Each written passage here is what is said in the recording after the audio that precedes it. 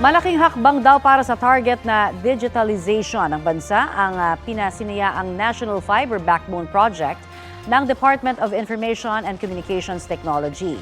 Inaasahan magbibigay po ng 600 gigabytes per second ang Phase 1 ng proyekto na mapapakinabangan ng Ilocos, Central at Southern Luzon, maging ng Metro Manila.